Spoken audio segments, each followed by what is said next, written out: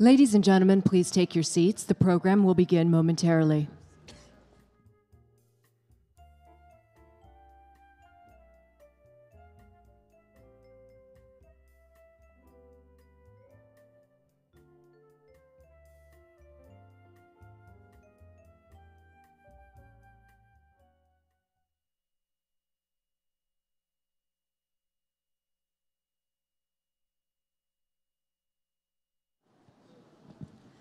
Ladies and gentlemen, please welcome the editor-in-chief of Deutsche Welle, Ms. Ines Pohl, and founder and director of Thinking the Unthinkable, Mr. Nick Gowing.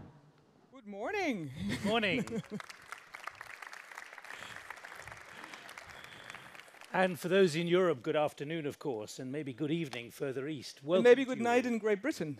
Ah. Careful. Let's talk about manageable things.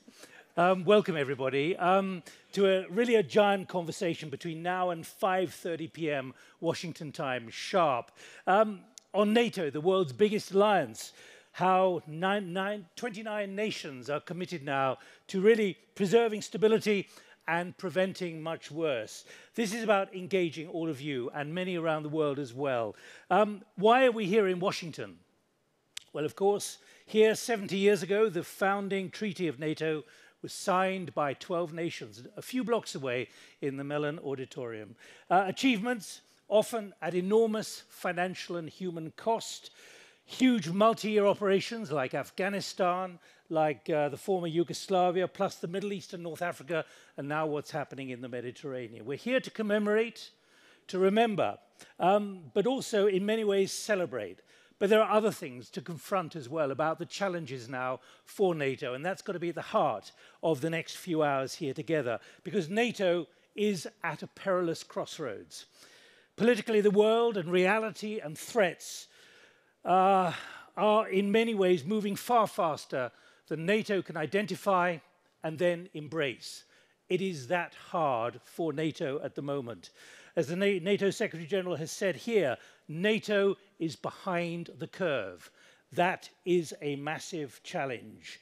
The Secretary General has made clear that NATO is having to catch up. It's the biggest transformation since the Cold War, in his words, confronting major competition and tensions of systems, as the US Congress was told yesterday.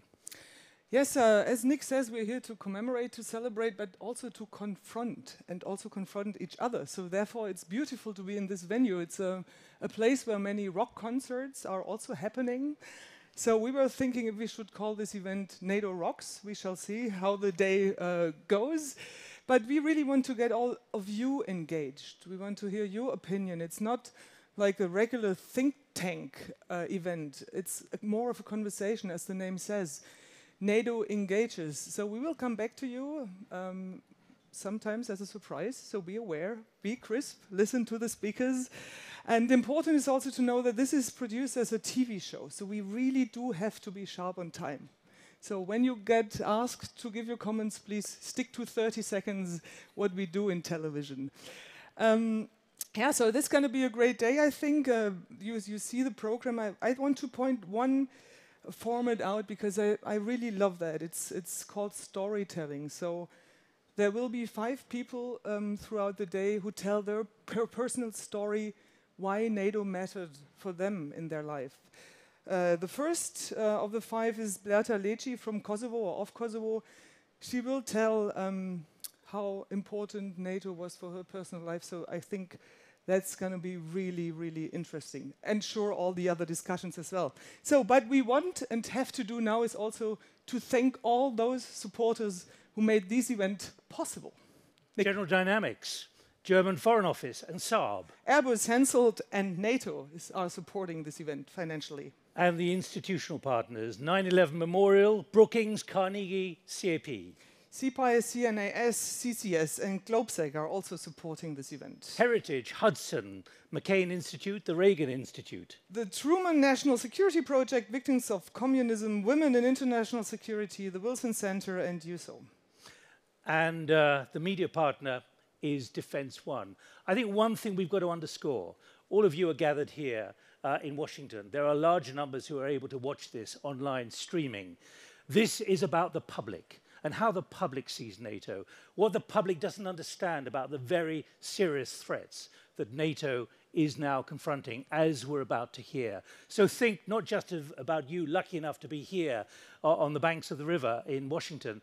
This is about a public which doesn't really understand what's happening and doesn't really appreciate what NATO is doing and the enormity of what is on the horizon, not in a few years, but probably a few months or maybe even a few days. Exactly right. It's not mainly about weapons, it's really about understanding. So therefore, get engaged, use our hashtag NATO engages, and we're very much looking forward for an interesting, great, rocking day. Enjoy. Rock with us. Thank you. Ladies and gentlemen, please welcome State Department and National Security reporter for the Wall Street Journal, Jessica Donati.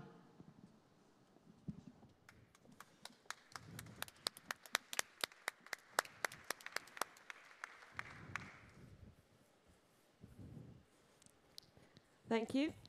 Hello, everyone, and welcome to the 70th anniversary of NATO.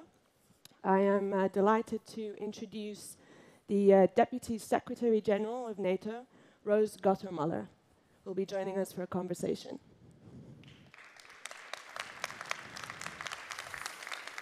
Morning. Good morning, everyone. Welcome. Thank you. Thank you for joining us. Good to be here. So I want to start with a question, a historical question, because NATO, when it was founded, it was a key step in history. It was the start of the Cold War. The next great step that happened was the fall of the Soviet Union, and that is marked as another key event when you look at the NATO chart. And next after that, we have 2001, which was the first time that Article 5 was invoked. And so I wanted to start with the question is, what is the great step now? I mean, is President Trump the great step? Great question. But before we get into that, I wanted to show a picture. Could we put the picture up of where we were on April 4th of 1949? It's up on a couple of... So take a close look at this picture.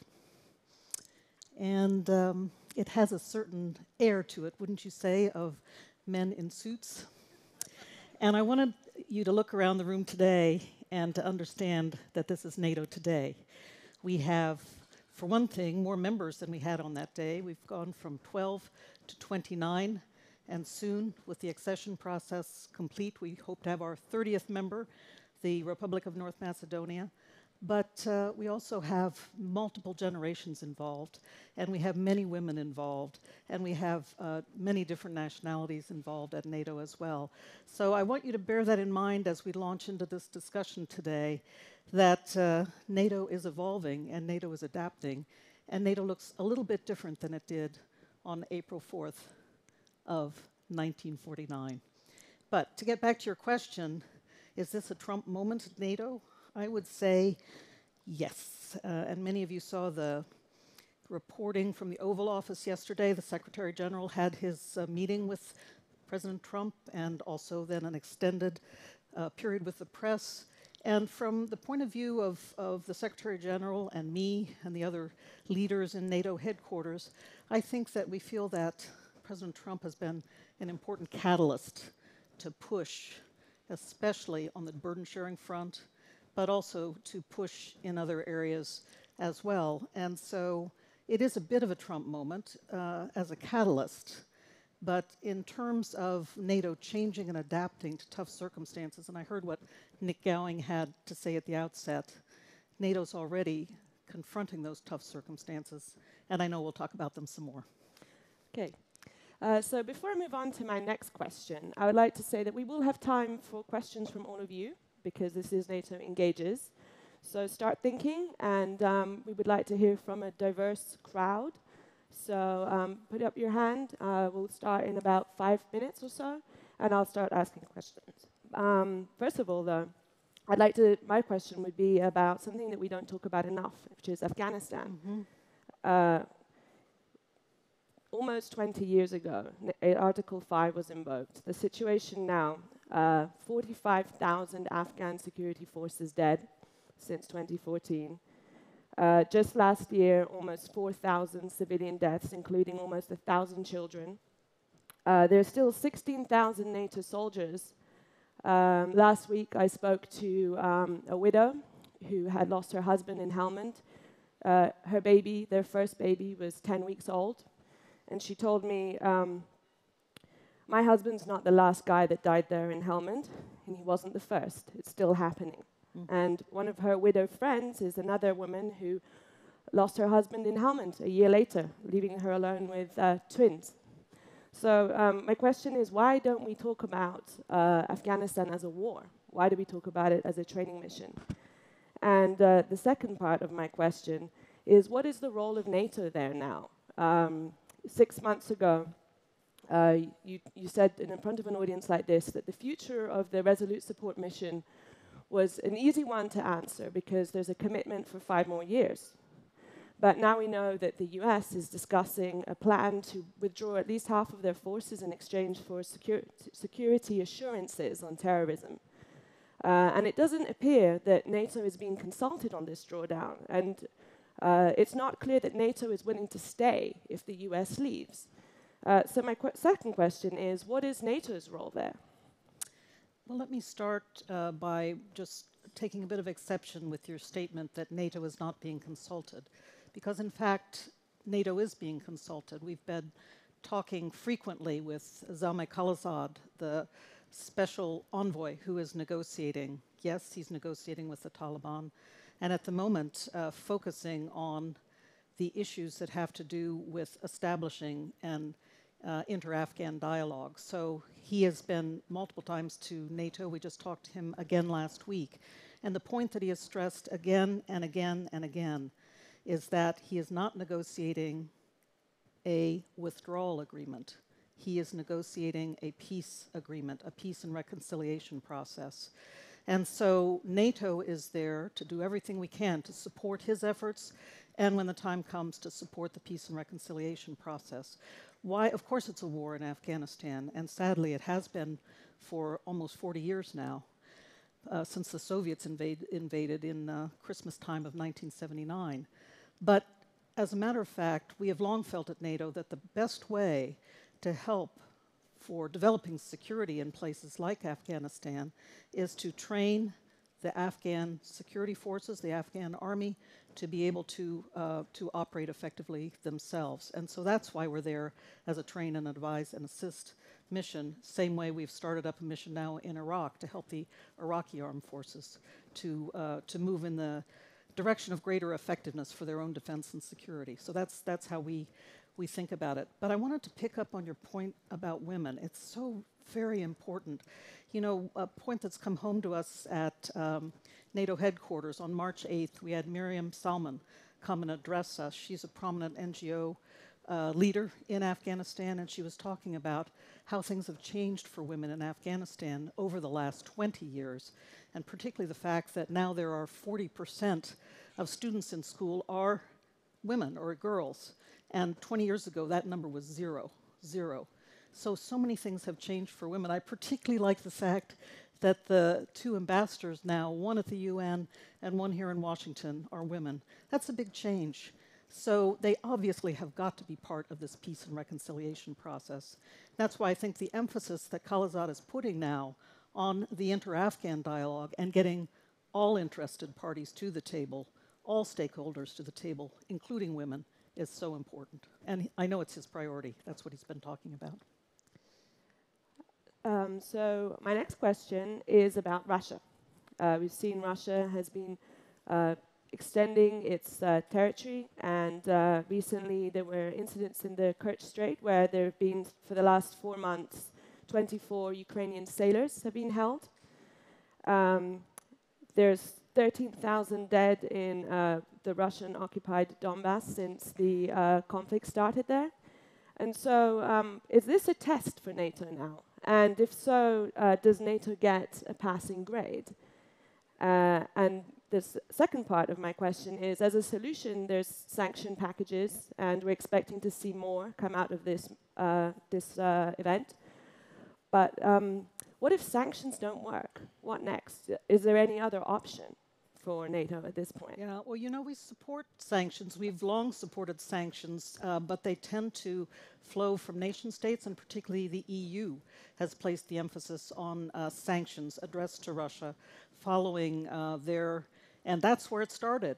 It started with the seizure of Crimea in 2014 and the destabilization of the Donbass. So NATO's been engaged in working this problem for a long time. And in fact, the re-emphasis we've placed on the core mission related to deterrence and defense has to do precisely with the Russian seizure of Crimea in 2014 and really what's been happening in the Donbass ever since. It has made allies, especially allies up against Russian borders, very, very aware of the necessity of strong deterrence and defense mission, joined, of course, by all allies in their support. That's why we have 4 battle groups in the Baltic states and in Poland that engage almost all NATO allies in that forward deployment. So that kind of attention has been going on for a long time. Now we have the situation with the Kerch Strait, quite obviously very problematic. This was the first time, you know, when November 25th came, first time we saw actual uniformed, identified Russian military in the Navy firing on the Ukrainians. That's always been this hybrid action, right? The little green men, never quite identified. So this was a major, major problem and a major, major step in our view from the perspective of how the Kremlin was thinking about this. But in addition then, seizing the 24 sailors, they're still in Lefortovo prison in Moscow, and the 3 ships, this is all very, very problematic from our perspective, and clearly a step forward in the kinds of challenges that Russia is imposing as it extends its attempts to extend control in that area. So we have been very attentive to this. Clearly, there already is a lot of NATO work together with Ukraine and Georgia to build up their militaries, particularly now their maritime forces, both the navies and the coast guards. We're working with them. Our foreign ministers in the coming day are going to be agreeing to, looking at a package of measures that will include further port visits and further training activities and exercises. Even today, the standing naval force of NATO, SNMG-2, is in the Black Sea. It's been dividing its time between Poti, Odessa, and doing exercises with both the Georgians and the Ukrainians today. So, as we like to say, there's a lot of NATO in the Black Sea, and we will continue to be there in support of our partners there. Okay. So I think it's now time to open up to the audience. So if you have a question, raise your hand.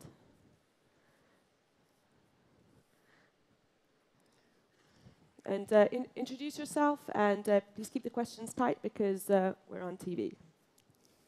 Laura Kennedy, former State Department, where I had the pleasure of working for the Deputy Secretary when she was the Undersecretary for Arms Control. And in that capacity, of course, you knew the INF issue as well as anyone in the U.S. government. Mm-hmm. So with the treaty expected to expire or end in August, what can well, I guess not the U.S., but NATO do, aside from calling on Russia to come back into compliance, to prevent the situation from spinning out of control, destabilizing the area and in Asia, and what ideas might there be to prevent a new arms control race? Thank you.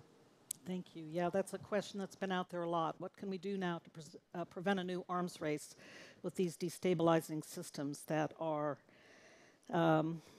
able, because they are fast flyers or very stealthy flyers, highly accurate systems, ground-launched cruise or ballistic missiles.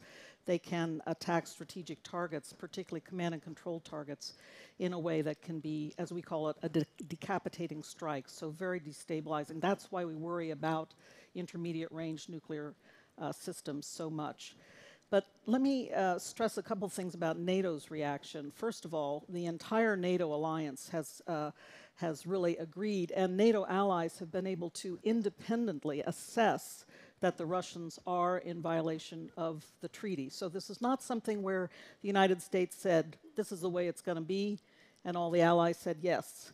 What they did was take a careful look themselves, and independently, the entire alliance has come to the agreement that these systems that the Russians are deploying, the 9M729 it's called in the Russian parlance, or the SSC-8 in NATO parlance, is a violation of the INF Treaty.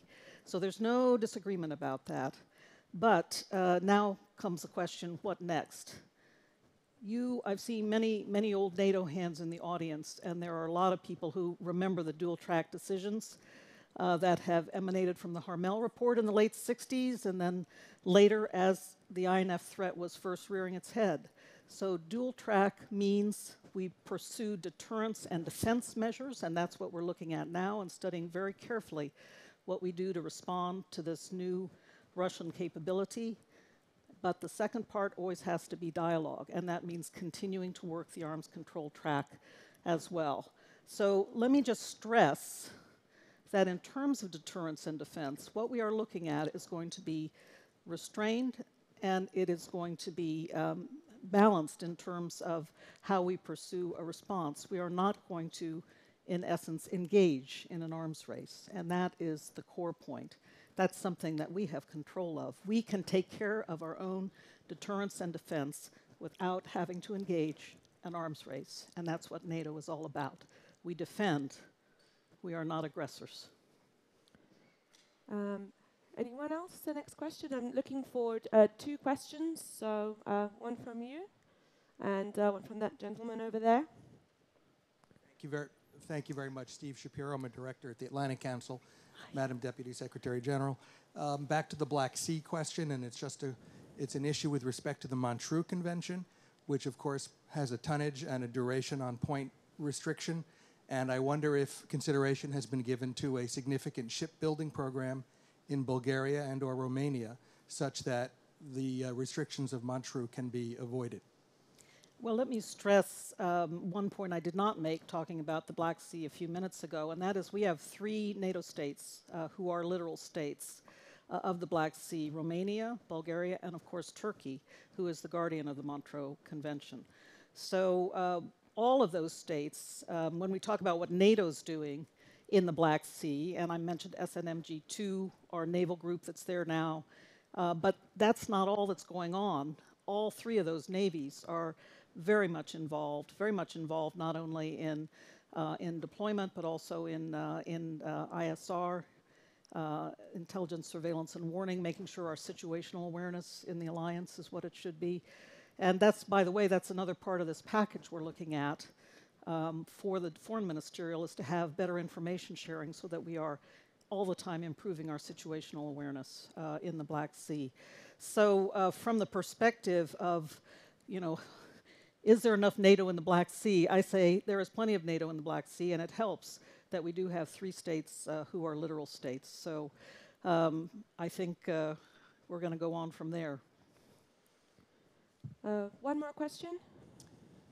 Hi there, I'm Alex Tiersky from the United States Helsinki Commission on Capitol Hill. I first wanted to say, on this 70th anniversary of the Alliance, I'm an American who is descended on one side from Ukrainian immigrants, on the other side from a French family whose home was occupied by the Nazis. I don't think there's any question that the Alliance should be celebrated today and that it continues to have relevance on that basis. And I'd like to thank you for your efforts at the Alliance to ensure the continued strength of the transatlantic bond. I want to ask you about I'll lean on the analysis of Ambassadors Burns and Lute, who recently published a report on NATO at 70. And one of the challenges that they pointed out was the challenges within the alliance, having to do with the fundamental commitments that underpin the North Atlantic Treaty and all of the declarations at summits, including democracy, rule of law. They have some pretty forward-thinking recommendations on how the alliance might start to think about these challenges from within its own membership to its core values. I wondered if you had any thoughts on those. Thank you. I do. I talked to both of them and to their research team when they were working on the report. Some of you may have heard my comments on this at the Munich Security Conference a few months ago. My firm view, and it's a very strongly held view. Oh, but one thing before I get started. Thank you for wishing us happy birthday. Not enough people have been wishing us happy birthday. Come on, gang, this is a happy time. We should be enjoying ourselves. But no, I thank you for that. But these are serious matters. And honestly, my view of this situation is that, first of all, NATO member states, it's not kumbaya every day at NATO headquarters. Believe you me, we have knockdown, drag-out fights all the time about serious operational and policy issues.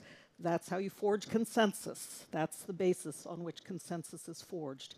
And that's the strength of the alliance. So that's number one. Number two, there are big differences at the strategic level that have emerged over the years. The Iraq War in 2003, I wasn't there at the time, but I'm sure some of you were.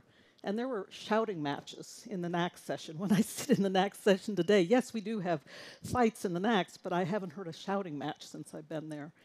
And so there are many examples in NATO's history of some big differences also at the strategic level. But when it comes right down to it, we agree on our core missions, deterrence and defense front and center, also now pursuing the fight against terrorism. So to come back to your question, though, about values, we have many different governments represented in the alliance with many different political parties across the spectrum. All of them, though, must, as they remain members of NATO, continue to confront our core values and embrace them. They must take them seriously. But the other thing I like to say is that the way NATO looks at ensuring that those core values are advanced is from the inside out. And I think targeting is a great example of this. Those who are trained at NATO, whether military officers or those participating in military operations, when they are trained about targeting, they are trained about the most basic necessity of protection of civilians, for example. So that's a good example of how we try to imbue the values from inside out. And it pays off. It pays off then in the long run. So that's my view of this matter. We will continue to work this issue from the inside out every single day at NATO. But every single NATO member must confront and embrace our core values. Thank you. Well, it looks like we've run out of time. So thank you so much for joining us. Thank you. Thank you. And I hope you all enjoy the day. Yeah. And have fun. Have fun. Ladies and gentlemen, please welcome the moderator of Face the Nation on CBS, Ms. Margaret Brennan.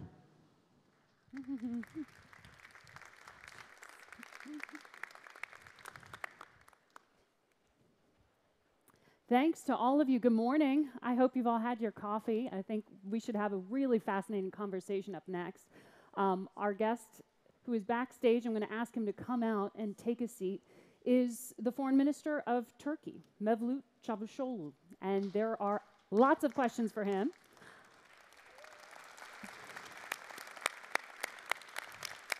Thank you, Foreign Minister. And I do want to ask some of you to participate in the conversation later on. I'm going to take first crack before we go to some of your questions. So think of those, raise your hand. There will be a microphone that is run out to you when we get to the question and answer period. Foreign Minister, thank you for coming and starting off what is a tremendous week for NATO here in Washington. I want to start with a little bit of news at home for you. The AKP, Erdogan's party, lost some support in key cities, in Ankara, in Istanbul. I know you don't want to talk domestic politics, and I won't ask you to. No problem. But the outcome of this has left democracy is also a value of the NATO. So. Well, it's left a lot of people wondering if somehow the reset of politics at home could help reset the relationship between the U.S. and Turkey right now, which has gotten a little bit rocky. Do you see this as a chance to reset the relationship with Washington?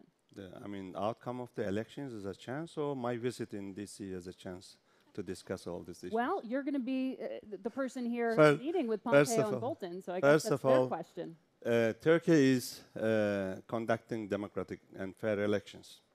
So in Istanbul, there is a recount of the invalid votes. There is a difference between the counting and the tabulations. and which is normal in democracies. I remember during the last elections here in DC, in 4 states the votes were recounted, which is also a process of the democratic elections. Yes, in some cities, including my hometown, Antalya, we lost the election. But in many cities in Turkey, particularly in the southeastern part of Turkey, predominantly Kurdish cities, we won the elections. Overall, the vote that we get, the support, is 52%. This is actually exactly the same support that Erdogan got at the presidential election. And therefore, the difference between my party and the second party is huge. So overall, my party and Erdogan won the elections. But in the cities, local elections, sometimes they don't like the candidate.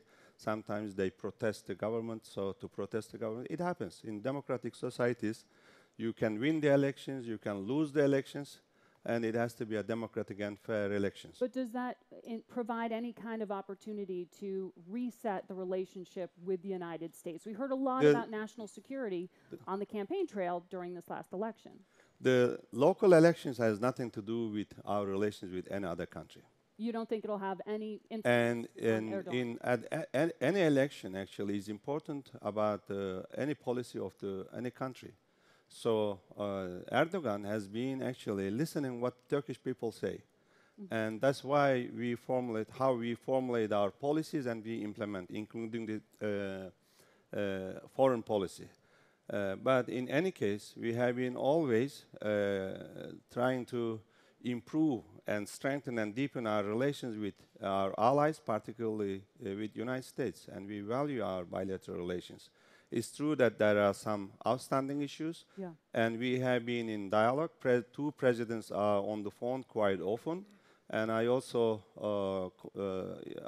in touch with Secretary Pompeo, and we have working groups, like we now have task force to coordinate the decision of the United States to withdraw from Syria, and we have 4 working groups on consular issues, on Syria, and on counterterrorism, and so on. So there are outstanding issues, but we are in dialogue, close cooperation, and we have been working together to overcome these outstanding issues. When you meet with Secretary of State Pompeo and National Security Advisor Bolton, who you're scheduled to meet with here in Washington, will you tell them that Turkey is still going to go through with this purchase of the Russian system, the S-400? Definitely. Added to the Definitely. That It's a done deal. It's a done deal. It's a done deal. And even President Trump admitted on the phone that it was the mistake of the previous administration of the United States that they couldn't sell Patriots to us. This is not a choice for us. It is still on the table, is it not? No, this is a done deal. But the offer of Patriots is still being made. We received a recent proposal from the United States, but it doesn't guarantee that the United States will be able to sell Patriots to Turkey because we couldn't get it for the last 10 years. That's why we had to buy from Russia. And we tried to buy from other allies as well. It didn't work. So it is an urgent need of Turkey. I mean, we need air defense systems urgently in Turkey. And we try to buy because of the threat in the neighborhood. Everybody has missiles. And in the neighboring countries, in Syria and the others, and NATO is not capable enough to cover our airspace yet. Not only the NATO's Turkish... not capable enough. Not capable enough yet, well, no. NATO would say the system that you're choosing, the S-400, is incompatible with their systems, and therefore isn't as good No, as not the at all. umbrella being Secretary General made it very clear that any member state can buy any system from any country. This is the clear statement of the Secretary General Stoltenberg. But it's not compatible with their defense system. No, it doesn't have to be integrated to the NATO system, and this is not our aim. This is for our own use, okay? This is a defense system, and it will not be integrated to NATO system. We made it very clear, and we made very clear that this system will not see any NATO system, including F-35s, as an enemy. So therefore, we propose United States to establish a technical working group make sure that this system will not be a threat neither to F-35s nor to NATO systems. So the F-35, as you know, there was some news ahead of your arrival on exactly that front with the U.S. You know, I guess two of the jets that are sitting in New Mexico with Turkish pilots being trained, but that the whole of the system and the F-35s won't be transferred to Turkey, according to the United States, if this S-400 purchase goes through. That is not impacting your calculus. You are still dedicated to the S-400? S-400 deal is a done deal, and we will not step back from this. And F-35 is a comprehensive program, and Turkey is the part of this. And we have been producing many parts of this F-35 jets, okay? And we have already paid $1.2 billion, and another $2.3 billion is on the way. And we have actually fulfilled all our obligations as one of the countries which is in the program. So this is a very comprehensive program. So it is not like US is producing something and US is selling to NATO allies, including Turkey. So we are the part of this program. But that's so it shouldn't be that simple, I mean. Well, particularly because, as you say, Turkey is part of the production of the F-35. That is why the State Department says that's why you should reconsider this, because halting the transfer means potentially a cost in Turkish jobs, that all these other countries, I think 9 in total, can help produce the parts, so Turkey's going to be hurt. Can you help people here understand why it's worth it? Turkish people understand very well. And Turkish defense industry is not depending only on this project. And we are developing our defense industry. And we are actually producing 70% of what we need now in Turkey. So, and we will continue actually improving our defense industry in the future as well. And Turkish people understand very well, and they understand the threat in the neighborhood. We are not living in a very peaceful region.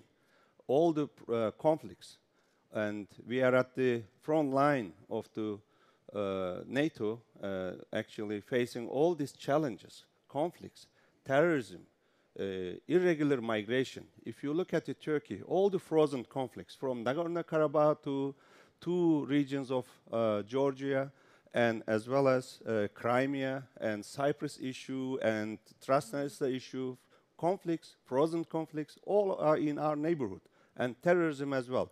Therefore, this is an urgent need of Turkey, and Turkish people understand this perfectly. And they understand they're not getting the F-35s, and that it may cost Turkish It's not jobs? sure yet. It's not sure yet. You think you can change minds? Of course. We are working on it. And different statements are coming from different institutions in the United States as well, as in many other areas, like withdrawal of the United States or decision to withdraw from Syria and the other issues. So different and contradicting statements are coming. But overall, we agreed to continue working on this issue as well, and we will be working. So to be clear, when I'm referencing what the Pentagon has said about pausing the transfer here, you're saying you're hearing from others in the Trump administration that they might... Trump himself admitted on the phone that U.S. made the mistake not to sell Patriots to Turkey. And he promised Erdogan that he will take care of this issue. And he is the president of Turkey. He is the president of the United States. Sorry. But on the F-35s? Yeah, on particular. You think the president would reconsider that? And he promised that he will do his best to resolve this issue. To go through with the F-35s, right. Despite what the Pentagon has said this week. Right, on this issue, and also S-400 issue. When was this phone call? Recently. Recently. Yeah. Well, we've heard a lot about President Trump and his phone calls with President Erdogan having tremendous impact. So any detail you can share from that would be interesting. This is only the thing that I can share with That's you. the only... Not every... Well, can you tell me a little bit about the phone call that we all heard happened that had a tremendous influence on President Trump's thinking about engagement in Syria? He's reconsidered numbers, but the bottom line was he decided, and it was credited to your President Erdogan for pulling the trigger to pull U.S. troops out of Syria. Well, Is Turkey better off with U.S. troops in or out of Syria? I think for the future of the country, for the territorial integrity of the country, it is better that all the countries leave Syria. Okay, and our problem is with the staying of United States that U.S. has been engaged with PKK, PYD, YPG terrorist organization. So we have been asking United States to actually disengage with terrorist organization. But it seems that they still support this terrorist organization, which is posing a threat, direct But risk having to Turkey. U.S. forces there working on the ground with YPG and others, isn't that a bit of a restraint? No, Isn't that a good no, thing? U.S. has been supporting this terrorist organization, and U.S. has been giving weapons, and including the heavy ones, to this organization, terrorist organization, which is a big risk for us. And we have been asking them, and we also agreed on Münbić roadmap, and we agreed to actually take out YPG from this region and to work together, actually to establish the local structures and the governance, also the security structures. Therefore, this roadmap has been not implemented yet. There are many issues that we should actually continue working with the United States. So if it is better that all the countries actually get out from Syria, it is important for the stability of the country and also for the territorial integrity. You object to the 400 to 1,000 U.S. troops that may be staying there?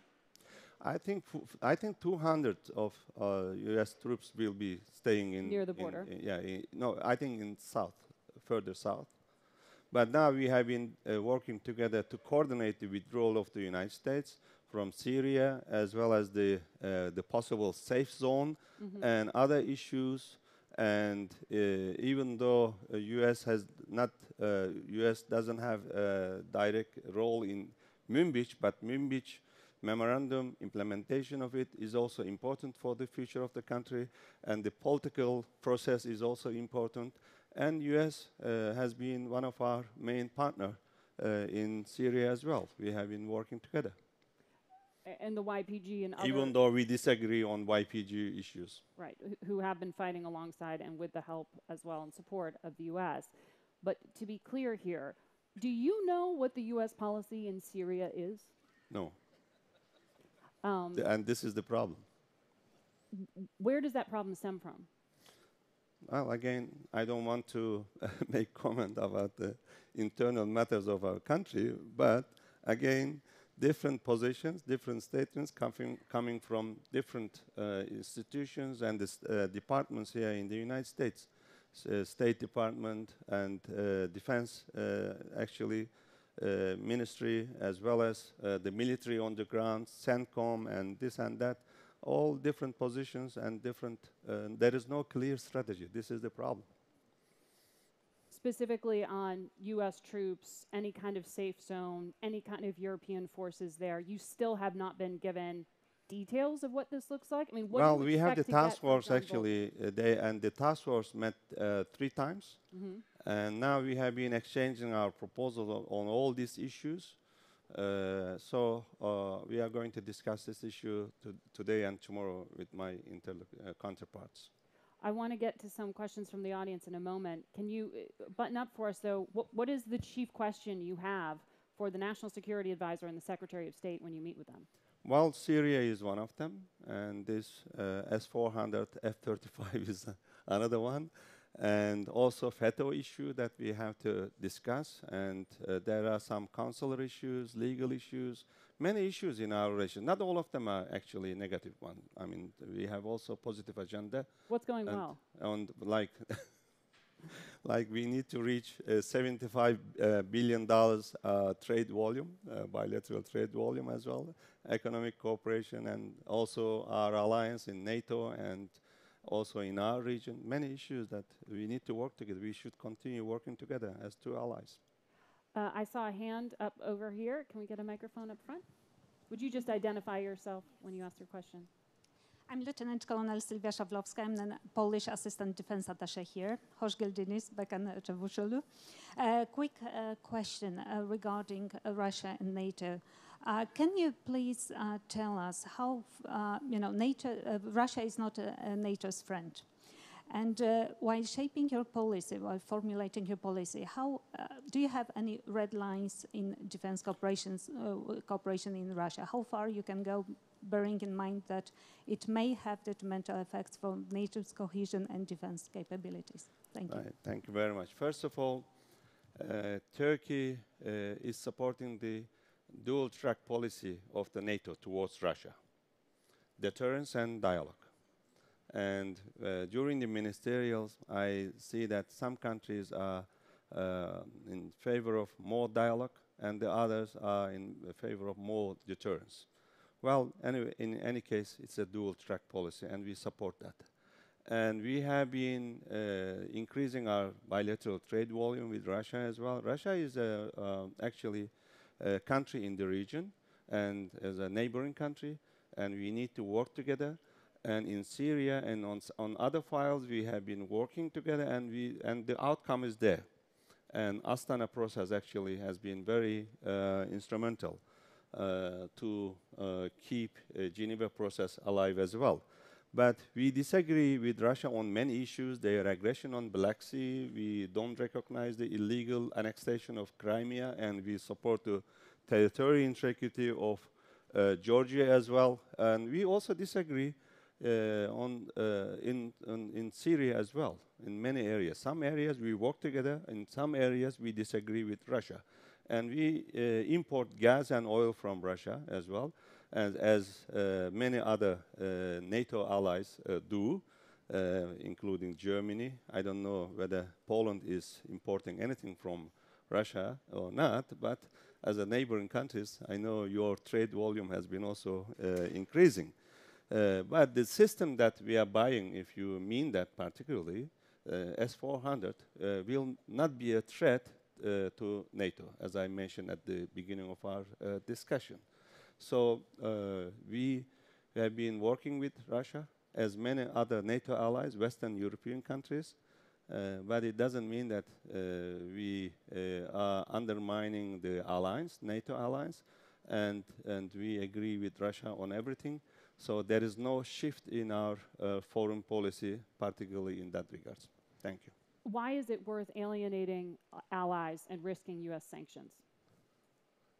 Say it again, please. Why is it worth alienating allies? No, we are not alienating the allies. Risking U.S. sanctions. We have, for instance, on Black Sea, we have trilateral mechanism between Turkey, Romania, and Poland, and we have been supporting all NATO activities in that region as the eastern flank as well. We are not alienating of any NATO allies. And we are not choosing between Russia or any other allies, actually. So you don't think that the threat to put sanctions under the CATSA law is actually going to happen? The U.S. won't We signed this agreement. We finalized the S-400 agreement before CATSA.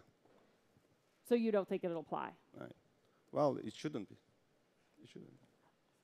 Here in front, can we get a microphone? Hans Benendijk, back to the F-35s, if I might. As you know, the United States Congress has the power to block this sale, and there is bipartisan legislation to do that if Turkey continues to pursue the sale, as you say you will, of the S-400. What happens to U.S.-Turkish relations if that sale is blocked? It will have a definitely very negative impact in our bilateral relations, which we do not prefer.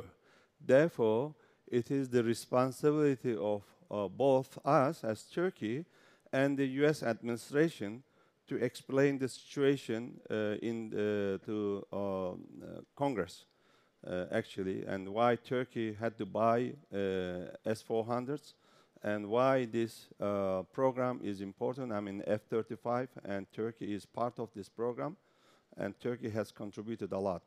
So it is our joint obligation to explain the situation to the Congress. Thank you. We have a question back here behind me. This gentleman here in the third row. Thank you. Minister Stephen Flanagan from the RAND Corporation. Minister, could you clarify Turkey's strategy with regard to security and defense in the Black Sea? Because I'm hearing even now conflicting signals. Back in the run-up to the Warsaw Summit, President Erdogan warned NATO allies that the Black Sea was in danger of becoming a Russian lake. Yet since that time, we've seen increasing buildup of the Russian military, the Black Sea Fleet in Crimea, and yet Turkey's cooperation with Russia has continued. What would you like to see from NATO in terms of engagement in the Black Sea, and how does Turkey fit into that strategy of enhancing deterrence and defense, and even perhaps advancing dialogue at some point? But how can we advance dialogue at a time when Russia is trying to turn the Sea of Azov into a Russian lake? All right. Thank you very much. I don't see any contradiction there. And as I emphasized during the answering one of the previous question, and we have been supporting NATO policies and decisions, particularly on Black Sea issue. And we have one agreement, Montreux Agreement, about the passage of the ships through Bosphorus. That is a different story. But we have been actively supporting all the activities and the decisions of NATO on the region and in Black Sea.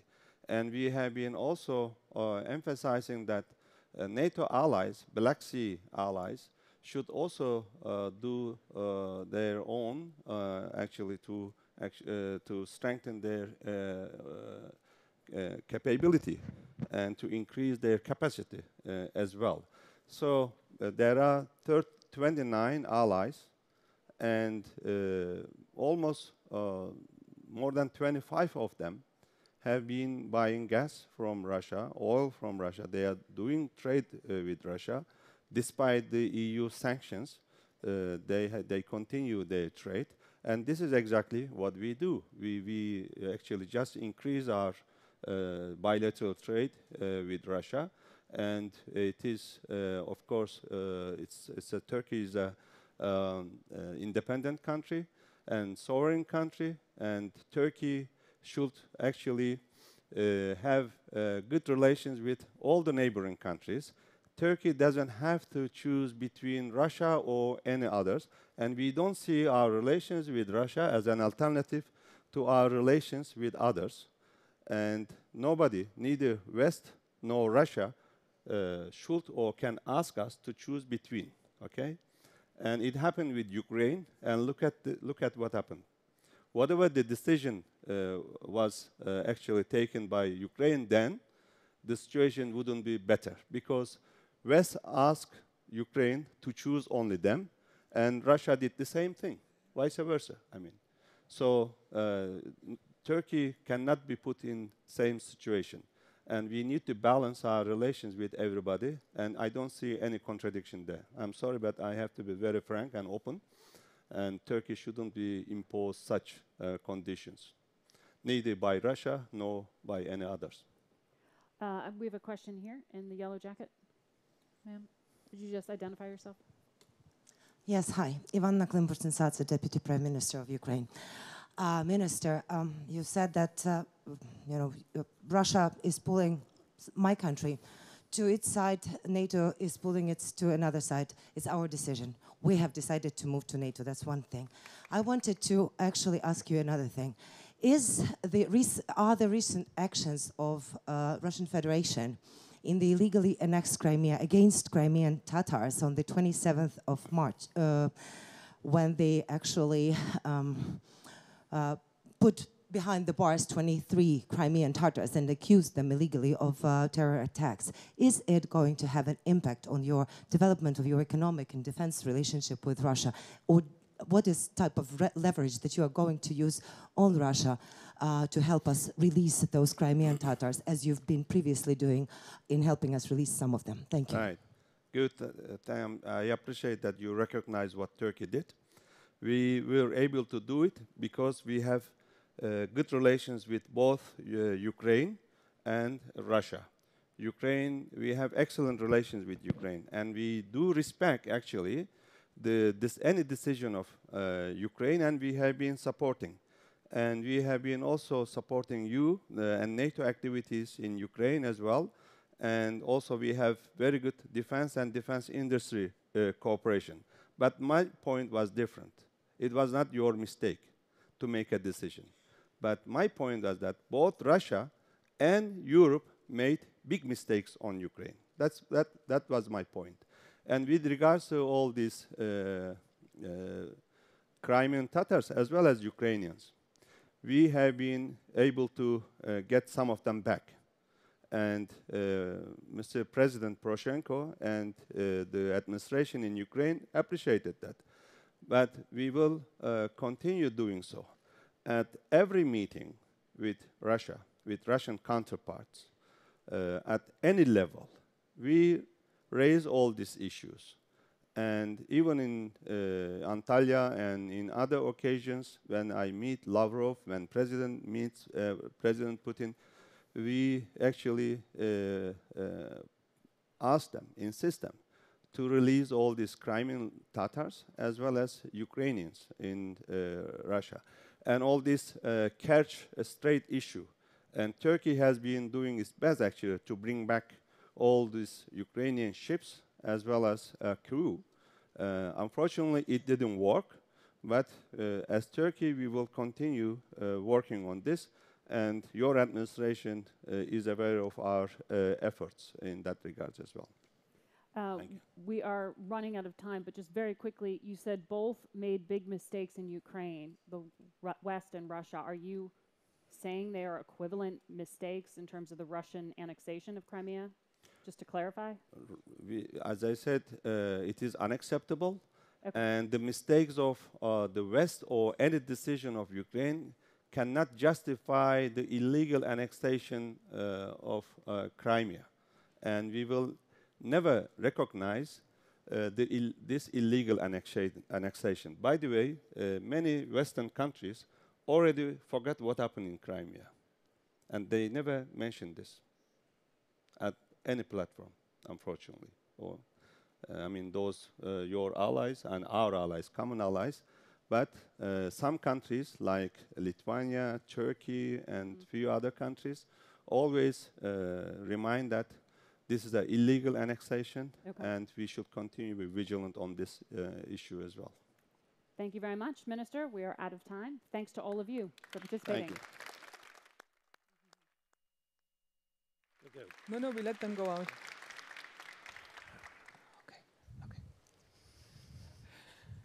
This is about creating pace, as we said to all of you who were here right at the beginning.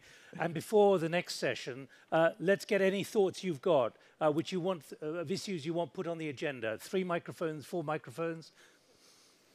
Please. We heard a lot about changes, about challenges. We heard about weapon systems. We heard about mistrust, distrust. We heard about Turkey.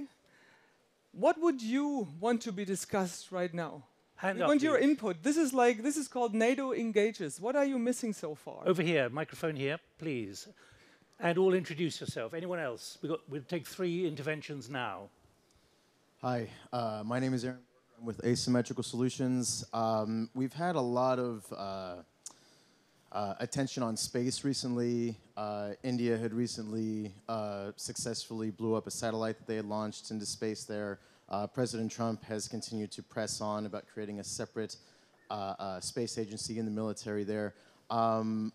What is NATO doing, or what are they thinking about to adapt to this new kind of theater? Thank you very much. Very important point. What is NATO doing up there? Anyone Next else? question, next remark. This is about you. This is to hear from you as well.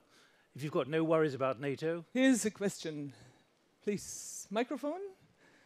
Anyone else? One more, please. We'll get the microphone to you quickly, and then Jean Meserve can come on with her panel. Thank you. I'm Martin from the European Union. I would like to learn more from speakers on their views on the current state of EU-NATO cooperation and the next steps we can take to make sure that both organizations keep strengthening each other over the years to come. Thank you. Thank you very much. The next session is about innovation and security. Do you have any remarks on this next section? Women are actually also allowed, we had one, to ask questions or give us their thoughts. One more, ladies. Yes, please, ma'am. Great. The microphone's on its way. Hi, I'm Lieutenant Katie Castro, U.S. Navy. I'm interested in what NATO is doing to develop effective cyber warfare policy and what is in the future for NATO cyber capability. Cool. Thank you very much. We pass these questions on to the next Indeed. moderator. And we'd like you to think in those terms of always being able to come in at any point during the day before 5:30. Yes, we need you guys. Thank you. Ladies and gentlemen, please welcome Senior Fellow at the Center for Cyber and Homeland Security at the George Washington University, Ms. Jean Meserve.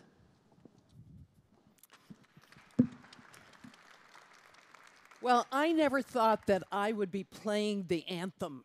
You should be very lucky that we weren't given handheld mics, or I'd probably be doing, you know, a Tina Turner classic for you. So consider yourself blessed. We are, of course, discussing hybrid warfare and innovation, and we have a great panel with us today. Without any further ado, let me introduce them. First of all, Admiral Manfred Nielsen.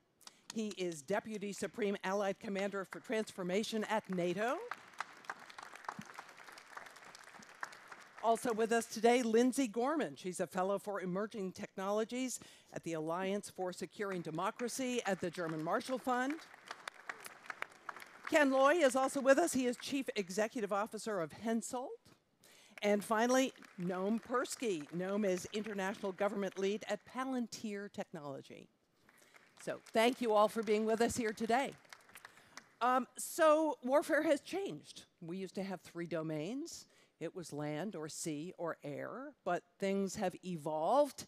We now have other domains to worry about: space, cyberspace, the online space, and it's being exploited. Recent example, on Sunday, Ukraine had its first round of presidential elections. Ukraine, of course, has been a testing ground for the Russians for all kinds of hybrid techniques.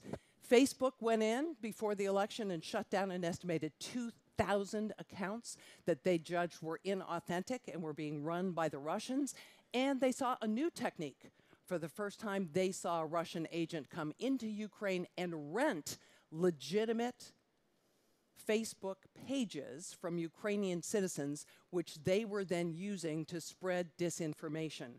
Their goal, of course, was to reduce the credibility of the election and undermine Ukraine's democratic institutions. So just one example among many that we're all familiar with. So the big question is NATO ready for this new phase of warfare?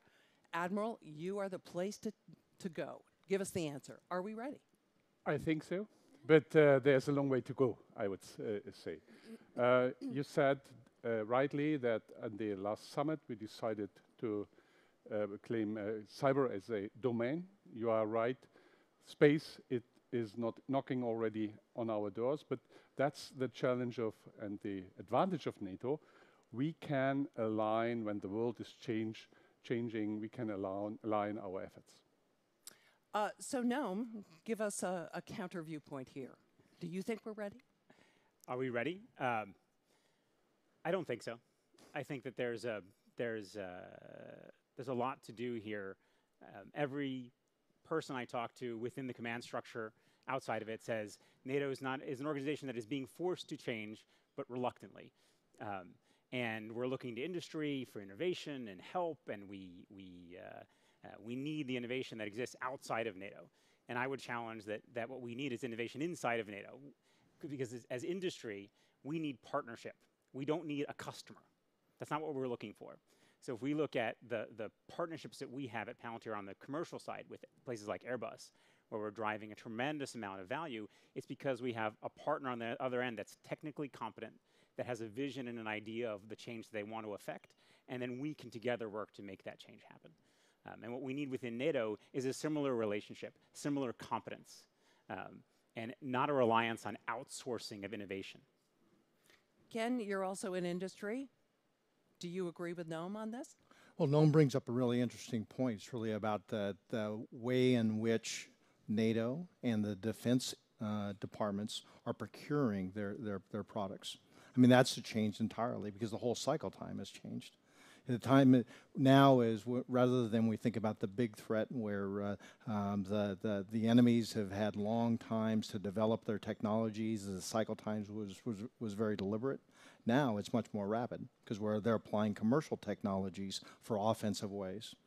So we, as in the procurement side and then in the delivery side, absolutely agree with you that industry has got to provide solutions.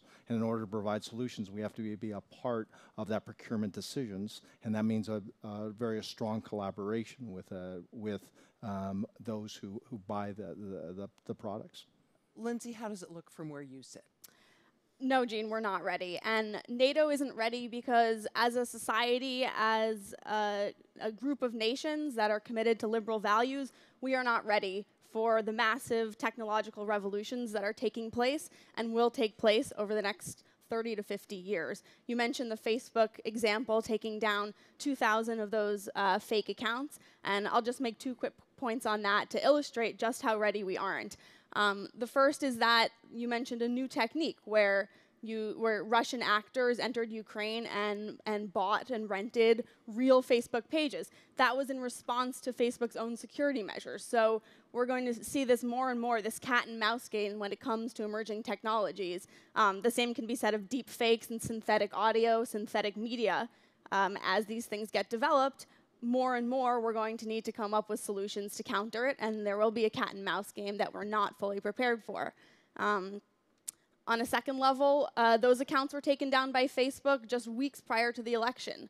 The Ukrainian elections have a long history of Russian influence, and this is something that we can't just address at the last minute, a week before these elections take place. So this requires a whole of government, a whole of society, and an international approach, and NATO isn't ready because we aren't ready. Before I dig deeply into what each one of you said, I want to ask you what you see as the biggest threat. I mean, there are an array of threats in this new hybrid space. Noam, you want to go first? I think that there's a threat around our misunderstanding of new technologies like machine learning and automation. And by staying on a very high level and having kind of principled discussions here, we're missing what's actually happening on the ground, which is application of these things now, today. It's not a 30, 50-year problem that one day we're going to wake up and we're going to have AI overlords. There's a path that we're walking, and it's happening now. And so how we're applying innovation around automation to combating those problems, exactly what Lindsay's getting at here. We know these things are true, but we believe that we can tackle them in some principled way later on, instead of actually getting at the heart of it today, making the incremental improvements and tackling these things as they come. Lindsay, biggest threat in your view? Yes, I couldn't agree more that we need to not only tackle them as they come, but actually even before they come. Is that possible? I think it is possible. I think in some ways it is possible. You know, we think of emerging technologies as things that burst on the scene before we're ready for them in a moment's notice. But actually in the scientific research community where I come from, these things take years, if not decades, to develop. So we can absolutely build moral frameworks, pro-democracy frameworks into our technologies from the ground up. I mean, if you look at social media, and by the way, I think we need to expand the conversation of NATO beyond just the defense space to consider the whole threats to the whole information space. But if you look at the social media conversation, many of these business models, YouTube's algorithm that recommends content likely to go viral, Facebook's ad-based model designed to keep you on the platform, many of these business choices were deliberate business choices. Let me challenge you just a bit, because you've mentioned deep fakes, which are out there already and getting better and better. And we're talking about video, we're talking about audio, and they are going to be indistinguishable from the real thing. We've known that's coming, and the last I heard, there's still going to be a big time lag between the time they're rolling it out and we're going to be able to identify them and respond to them. I think yes and no. I think there are already efforts underway to try to identify But we're deepfakes. behind the curve, even though we knew that technology was coming. I think it's a natural. It's natural for the offense to be slightly ahead of the defense, and it is this cat and mouse game that we're just going to have to do our best to keep up with. The same is true in the cyber domain, just raising the bar higher and higher for an authentic deepfake or an authentic fake article to be passed as real. Ken, biggest threat in your view?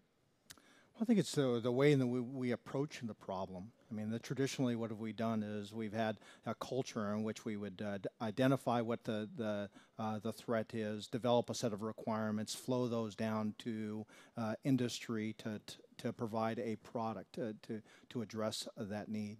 And now what we're looking at is instead is that the cycle time has got to be so short is that we can't. Part of the problem is within ourselves, our own culture. Right? We've got to be more quick and be able to quickly respond to the threat, respond with solutions, because that's what our enemies are doing. Admiral, it all comes down to speed, speed, speed. That's what we're hearing over and over again. That's true. Can For the us, military do it? The biggest challenge is to operate, so to execute the current operations and to adapt in the past. So we are pretty much experienced in the military environment to operate and cooperate with the classical defense industry. When we talked about capabilities in the past, we truly manned ships, airplanes, and tanks. Nowadays, we have to realize that military development, which influenced the civilian development in the past, that this situation and this model has changed. So we are not used to cooperate with the non-defense industry. We are not experienced to use artificial intelligence, big data, disruptive technologies, and so on. And therefore, I think we have to extend our network, and we need the support of these guys. What is NATO doing to do that? So we changed the NATO command structure. I'm the representative from Allied Command Transformation, and we are responsible in the future for warfare development. So artificial intelligence, autonomy, big data, analytics, quantum computing are not only buzzwords for us, but we are looking forward to increase our speed, and we need, once again, the support from others which are much more experienced than we. Finally, I would say our aim is not only to deliver capabilities, but also to disrupt our processes and procedures and to implement a mindset change, which is necessary to ensure that NATO can fulfill its 3 core tasks even years ahead of us. That sounds like a tall order. How do you change the mindset in an organization that is highly bureaucratic? So I would offer a really expensive bottle of red wine if anybody can give me a simple answer on this. But it takes, as you said, it takes years to change the mindset. And if I would have a wish-free, I would replace 1/3 of my staff officers. All of them are pretty much experienced by young people, because young people grew up with this new technology. For them, it's easy to handle. For me, I perhaps make 10% use of the capabilities of my cell phone. My son is organizing his life, and I think my granddaughter will tell me later on, why did you use paper and pencil? Can you get those young people to come into the military, or do they want to go to work for Palantir and Hensoldt? Yeah, we are in the competition. To be very frank, our problem is to get these guys, because these guys are different than many military people. We conducted last year an exercise or an event, we call it Civics, in which we invited young people in order to experiment, and believe it or not, within 3-4 weeks, they conducted 1,000 experiments. For me, it was funny. I went into the audience. I saw a real military organization. People who look different from military, but these guys are really, really great guys. I had to learn, feed them with pizza overnight, and it works, but I think it's important to bridge the society with having access to these guys. No. If I can jump in on this, I realize there's people all around me here, so I'll turn around for a sec. You know, we do compete for the same minds or for the same talent. I think it's important, though, to understand that we don't attract people to places like Palantir because we have fancy coffee machines and lots of free T-shirts. We have fancy coffee machines and lots of free T-shirts, but that's not why they actually come. We give people the opportunity to work on very hard, very important problems with other people that are bright and driven. And we give them an environment that's iterative, and where they can get things into the field. That's the place, and that's why people come to us. But the same could be true of NATO or member states, right? The same could be true. The access to, I think there's a growing appreciation in younger generations now of the importance of the access to the problem, right? Working on things in a theoretical capacity is one thing, but if you give me access to the problem, that's truly interesting, and give me access to great people to do it with. And I think that in itself gives us the potential to actually attract these people into the institutions. Because for us, it's important that those people are inside and not just with us.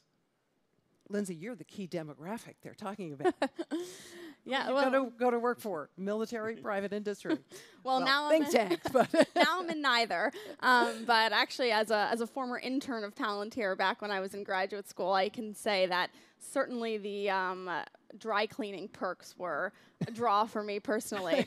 And I don't think it's possible to really understate the difficulty the public sector has in courting the best and the brightest in the technology community on these resources, but also, as Noam said, in access to the problem and the speed of innovation. One of the Defense Department's hallmark initiatives, the Defense Innovation Unit, which has offices now across the country, in Silicon Valley, really was charged with this mission of getting private sector innovation into the Defense Department more rapidly. One of the problems that DoD faces is their contracts are on the time scale of half a year to even, in some cases, a decade or more. That's not the time scale of companies like Palantir and the private sector, or certainly not the time scale that eager entrepreneurs ready to become the next Mark Zuckerberg are interested in operating on. So the DoD tried to, and is still working on this initiative, the Defense Innovation Unit, to increase these, speed up the time scale using other transaction authorities in the acquisition process to make this more possible. And they've been, by some counts, fairly successful. They've issued $21 billion of grants to innovation sources. Almost 2/3 of those sources actually already did business with the Defense Department, though. So I think that underscores that the problem is not just in terms of the speed, but also in terms of the mission.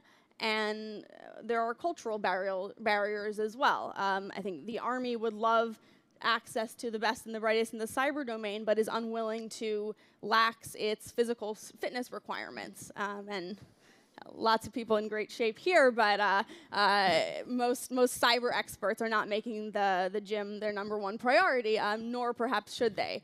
So I think there are going to be cultural and technical barriers to attracting the talent and keeping it. Do you want to make a quick response to that, Admiral? Yes, of course. I think physical fitness in the military environment should be accepted, but I agree. I think we have to spend much more focus in areas which we are not used to observe. And that's, I think, important. I learned a lot in the last couple of years, how fast industry is developing new technologies, new startups, from the very first idea till to making its fortune. Sometimes it takes only 90 days. So in this time in NATO, we will not organize our expert group, to be very honest. So I see your point, but it's really a challenge. Deputy Secretary of Secretary General told this morning, NATO is based on consensus. And to achieve a consensus at 29, this is a challenge. And NATO has implemented and introduced procedures and processes. I'm deeply convinced we will not rewrite the Bible, but we can change these processes and procedures, and that's in common. That should be of common interest. Ken, you've worked both sides of this. You've been in the military, now you're in private industry.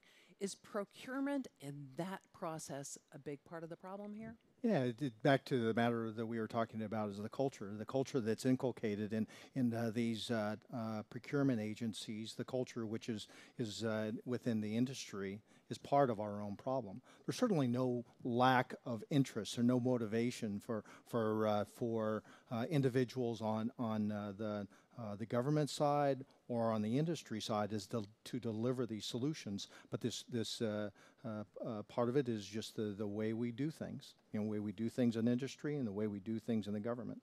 So, just take for example is what Hensoldt is doing. Hensoldt is has a company that's breaking away from this traditional large company of our Airbus heritage and trying to develop a culture in which we will be much more agile, much more responsive, be able to take these risks. So look at what the threat is. Right? The threats are coming much more quickly than we have traditionally been able to respond to. We're taking commercial drones, and those are out there and disrupting our air traffic right now. Gatwick. Absolutely, Gatwick is a perfect example. Somebody with something that they could buy at their big box store, and then go out and they can disrupt air travel. And what the industry is doing, and what our company is doing, is trying to develop a mindset and take the risks where we have got the products and solutions. We know what's going to be needed, so we can respond to those challenges as they occur. Be partners with our government counterparts. Noam, what are the barriers to closer and better cooperation between the private sector and the military so these hybrid threats can be met more quickly? I think back to what we've already talked about. One is competence on both sides. So inside of these institutions, technical competence. So you have an understanding of what the technology can do and what you need, and be a good partner. On the industry side, I think there's a couple of things. One is the understanding that these are institutions that want to change, but need help doing it, right? And so the willingness and the patience, it took us 10 years of work with the US Army until we became a program of record, which happened last week. 10 years? 10 years. Took 10 years from the first conversations until it actually happened and we were awarded the contract. And what do you blame that on, by the way? I think a defense industrial complex that doesn't like new players, institutions that are change averse, but then to their credit, the U.S. Army, it took us suing them to make this happen, but revamped their entire procurement procedures and actually become the most agile partner we have, and oftentimes more agile than a lot of commercial enterprise in their willingness to buy technology, try it in the field, and then make good decisions based on it. Is there also a reluctance on the part of some firms, let's say in Silicon Valley, to play ball with the military and the U.S. government? Yeah. I mean, look, particularly post-Snowden. This is a huge and really important, relevant point. I mean, we have a lot of, especially American technology companies, that consider themselves at this point kind of supranational and are not beholden to supporting the democracies that keep them afloat. Right, that they create the conditions for which under which these institutions can exist. And so I think reminding companies of their obligations to society is incredibly important. This is not a one-sided thing where the military has to change to become attractive. I think we need to remind companies out there and people working at these companies that they are societal players. And as players that hit a certain size in society, they have certain responsibilities to the societies they operate in. Admiral, money is often what tells the story. How much money is NATO spending when it comes to addressing the hybrid threat? So I don't know the exact amount of money, but proportionally, is it getting much of the pie, or is it? It's currently perhaps a smaller part, I would say, because we are, as you said, already focused on the classical defense industry. So I think everybody is aware that we have to do more, because when we are living in an era of big data, I think it's important that this is a special threat. So these guys who are owning data in the future, they are in a big advantage before others. And that's, for me, even important. And that's China. Yeah, not only China, but, let's think about NATO. So sharing of information, I think that's a prerequisite to be more successful, and it's a prerequisite for building trust. Look at our... And do we have the mechanisms for doing that sharing now? Once again, mindset. We trained our intelligence people to protect data over decades. And now, from one day to another, they should share data. Oh my gosh, that will be a challenge. But even inside a country, what is the takeaway from all terroristic attacks in the past couple of years? The information in general was available, but it was not shared. So even in one single country, sometimes 20 different organizations hold some puzzle pieces, but we didn't put it together. And I think to make real progress, first of all, in an era of big data, you may like it or not, sharing of information, not only inside the military, is a must, not an option. I know no one wants to chime No, I in love on this. This is because I think this gets to really the heart of the matter. I think in traditional intelligence, we have a history of sharing reporting, right? So you have data and information, and then you synthesize that into intelligence, and then you have somebody with a black pen that goes and redacts this to the point at which you're comfortable giving it to somebody else. And that's a process that takes time, and it's a process that doesn't respect this conception that exactly what you're describing, which is that to have a reasonable chance of combating a threat, you have to actually understand the picture. And if you don't have the data, you don't understand the picture. And at this point, no one institution in a country, no one country has the totality of the picture. So if you're not sharing data, not just sharing reporting information, but actually sharing data, there's no way to actually combat that threat. The technical capabilities exist to do this. This is not a problem from a technical perspective. But it is a mindset problem, but it's also a policy and legal problem. So the legal support for what can you share between these institutions, so between military institutions in itself is one problem, but there are threats that go across the military and civilian space. So what is an internal security service and the military intelligence service? What are they allowed to share within the country and beyond those borders? And without good regulation and work through pieces of legislation on this, people aren't comfortable to make the cultural change. And I think this is a really, really important part to unlock the ability to share data within and between countries. Ken's going to chime in a second here, but I want to remind all of you that we want your questions, so start thinking. We have some folks from microphones, so we'll be running around in just a minute. Ken, did you want to chime in on that? Yeah, so if we talk also about on another aspect of information sharing is also on the command and control side, right? Is how do we share information across systems? How do we share information across borders and across the entire alliance? There's got to be standardization of the protocols. And what also we look at is also at the sensor level. Is that what we're also looking at is how can we take that same sort of methodology, the same sort of mindset of data sharing, and then fuse information from multiple sensors towards a larger purpose. So you can take one sensor which would be designed for missile warning, another one which would be designed for electronic warfare, for RF reception, and combine those into a fused picture for situational awareness. And now if we can take that protocol and we can share it across platforms, then it's going to be it's going to be an enabler for command and control across the entire enterprise. Lindsay?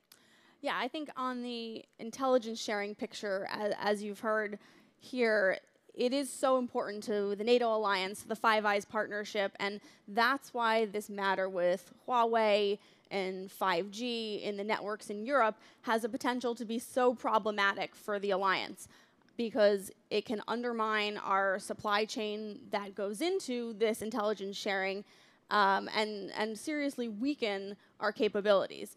So that's why this conversation is extremely important, and it's extremely important to develop actual cyber risk assessments of the threat of an authoritarian regime's infrastructure in our telecommunications networks. And I'll just say also on the concept of data sharing and the importance of data moving forward, that I think as NATO transitions to an organization that is based not just on military commitments, but on values commitments, which I think you'll hear later, the importance of doubling down on our liberal values and building those into our military as well as societal processes cannot be understated. And when it comes to data sharing, authoritarian regimes have some distinct advantages. And it's not that we don't have advantages too, but we would be well advised to consider them.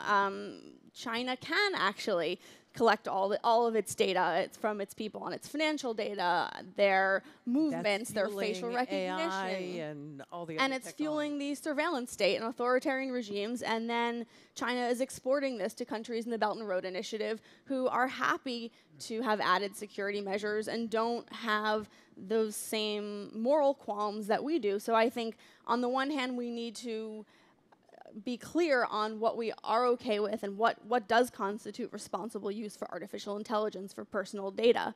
On the other hand, we also need to bring this conversation into more actors.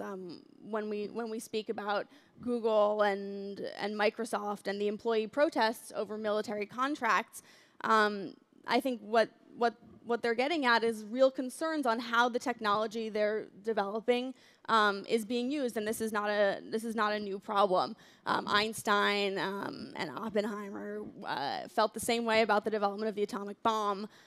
So there have always been these moral questions, and I think it's a matter of engaging constructively and hearing the other side from this big gulf of country between DC and Silicon Valley, and really trying to understand and address the concerns as opposed to maybe condescending to them as both sides are wont to do. Questions? We have one right here. Can we bring a microphone over there?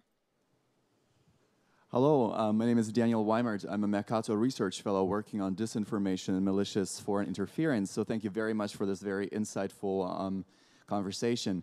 So my concern is we've been talking about hybrid threats, and I feel like it's becoming some sort of melting pot term for many different threats that are actually quite different. For example, when we look at the cyber information space, I feel like the challenges we face in the very technical cyberspace are very distinct from the challenges we face in the very psychological information online environment.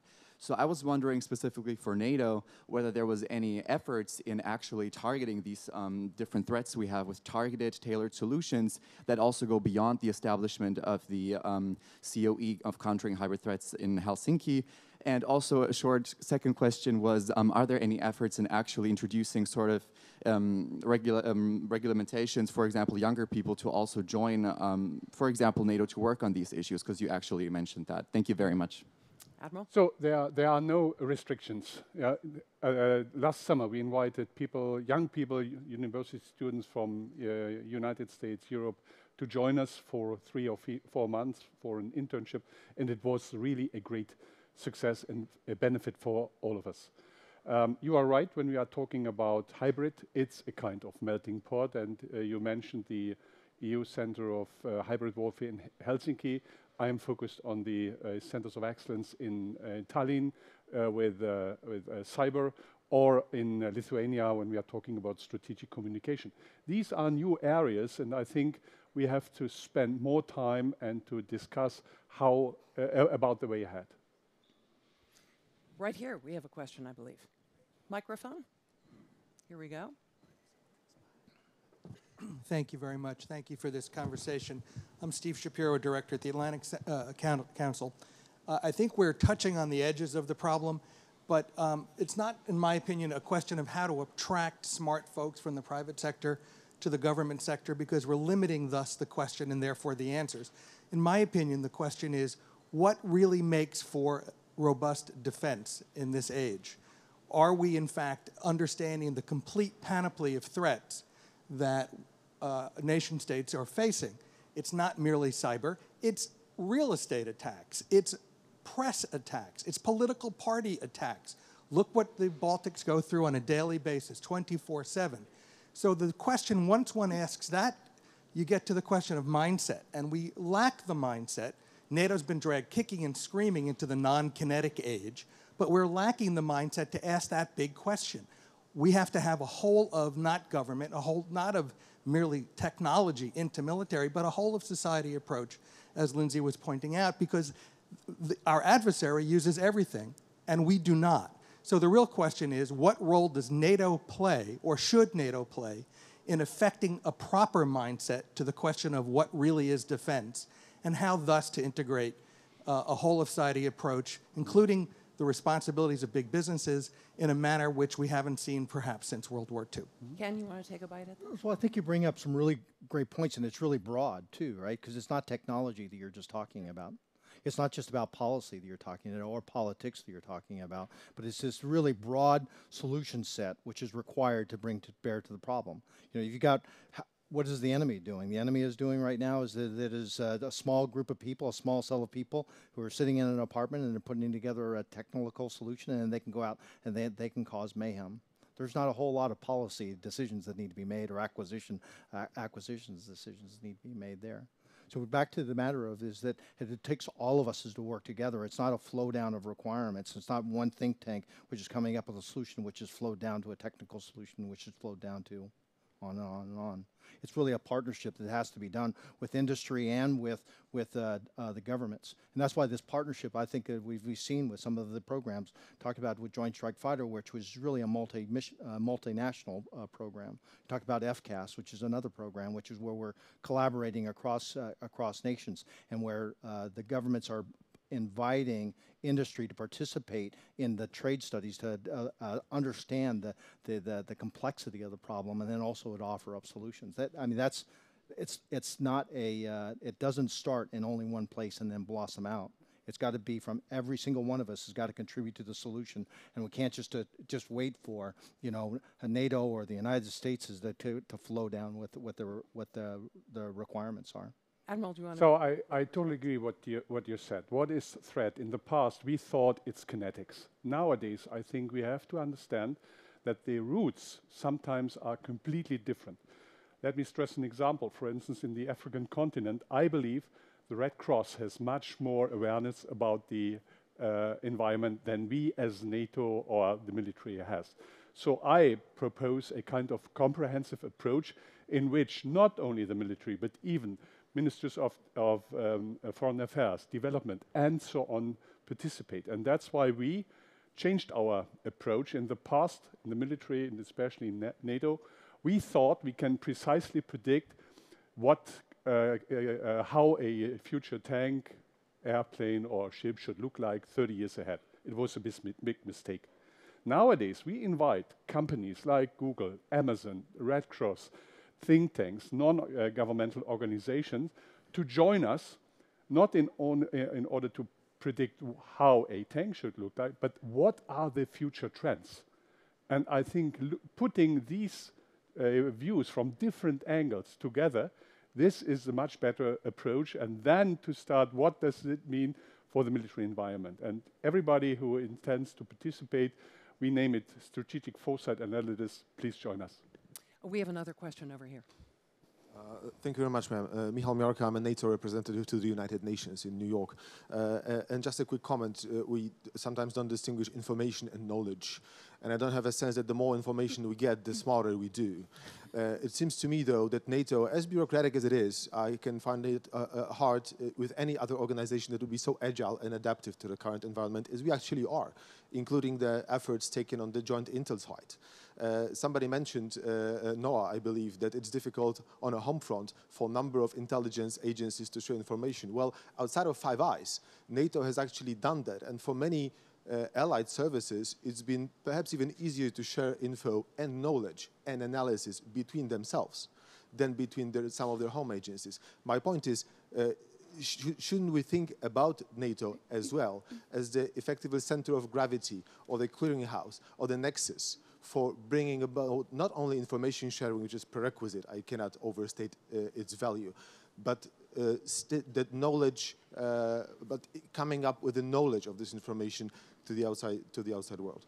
Okay, Lindsay, you want to take? Yeah, absolutely. I mean, the disinformation problem in particular is one that Ukraine and the Baltics have been dealing with for far longer than the United States and Western Europe. So there absolutely is a role for NATO and international alliances more generally in discussing best practices and figuring out how to counter these threats.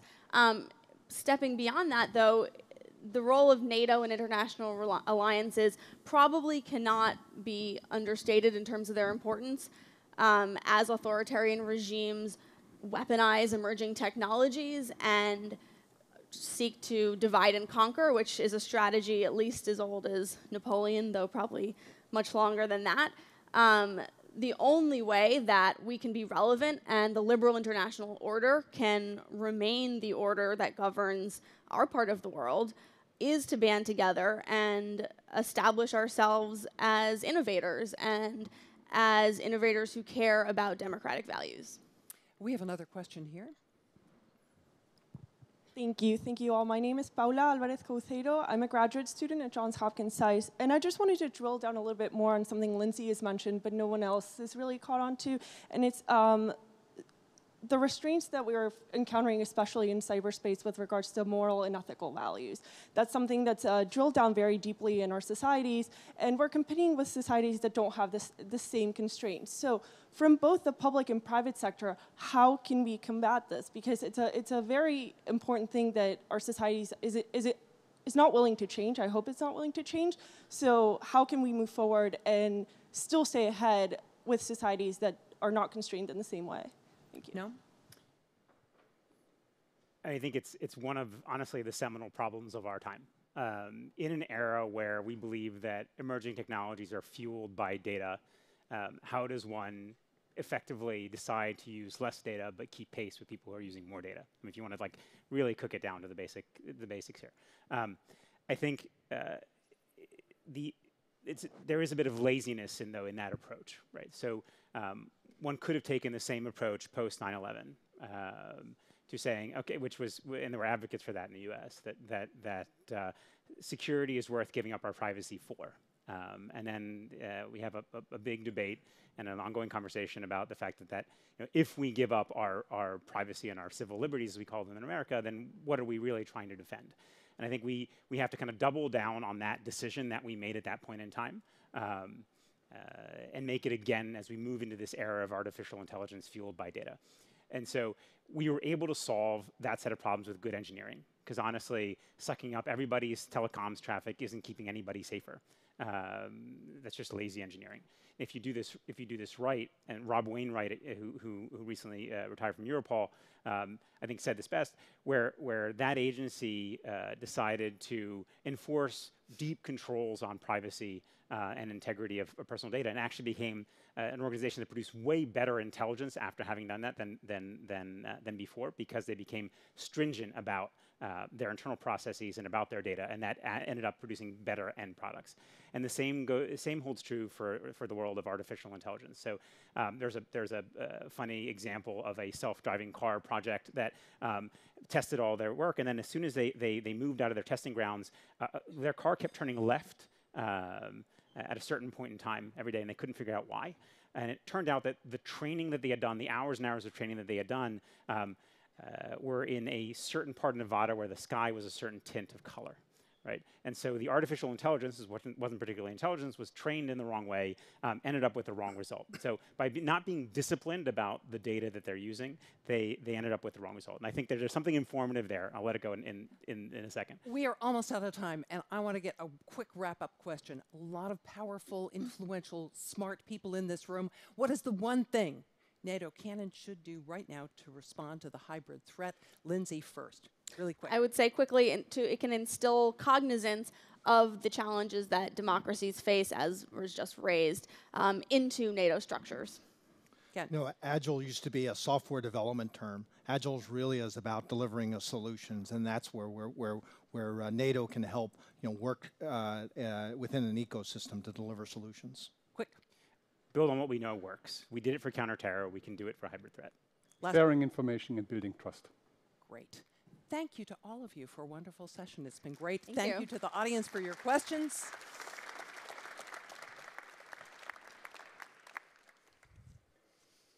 Thank you, Jean. Right, let me keep the pace going and tell you that you will get a break in 15 minutes.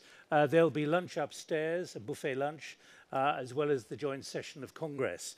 But before that, we want to introduce an important part of what this reflection is about. It's about storytelling.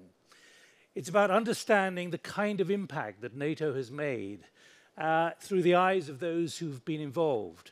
In a moment as well, after we've heard for the next 5 minutes from this guest, I'd like to get your reflections on the morning, the kind of things you've taken away, the kind of warnings there are to NATO. So think of that in a moment, and I'll be joined again by Ines.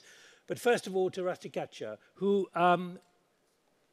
was a very senior diplomat in the Slovakian Foreign Ministry, and at the age of 24 was in Bratislava when the Velvet Revolution took place. He was also the first permanent NATO representative for Slovakia. So he's going to tell his story for the next 5 minutes.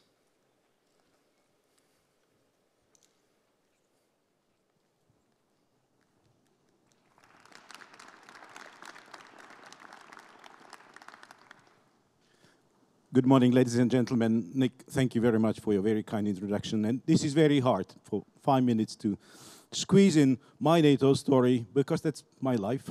It's a part of my life story. And to squeeze your life in 5 minutes, that's hard. If I should turn back the clock and look into what was it before '89, there are some pictures which comes to your mind. I'm a simple country boy coming out of the conservative Slovak Catholic country background, which would be a very typical Slovak profile. There are millions like me of that attachment to the simple ground things, the traditional values, to church. I used to play organ. My grandpa was singing in the choir. To me, the communism was something, you know, like a double life living, something which you come home with your values, and then your grandma tells you, please, but if you are eating in the school, don't cross yourself. Just think quietly to yourself, thank you, God, for that food which I can share with you and my friends. Something where you went for Mass every Sunday to a different village because people were taking number of plates and reporting those people who were not supposed to be at the Mass. So something like you have your own values, your own attachment, the old ways, the old path, but you cannot show it because the lack of decency and the restraint, which was so common and so unnatural, was completely curving whole life. And in '89, as I was freshly graduating at 24 in June out of my university, I was a very good student. My father approached me in the barbecue in the garden and told me, you know, look, my son, nobody was ever in a communist party. You know what is our take on this? Well, I want to tell you that, look at my life. I never could have gotten promotion. And your mom, you know, been always under pressure not to show who we are. We want to tell you that if you want to change and if you want to accept, you know, we just want to tell you that we are not going to mad about you.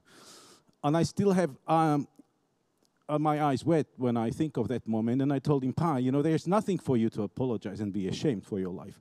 I think you did an honest life, and it's fine what you achieved, and I'm not going to change your ways.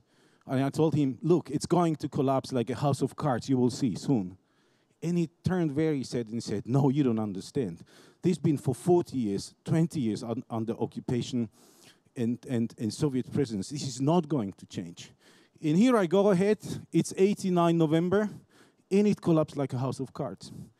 And I was in the military conscript, junior lieutenant, sitting like in a nightmare dream in the staff meeting, where some hawkish people said, oh, we should go on the street.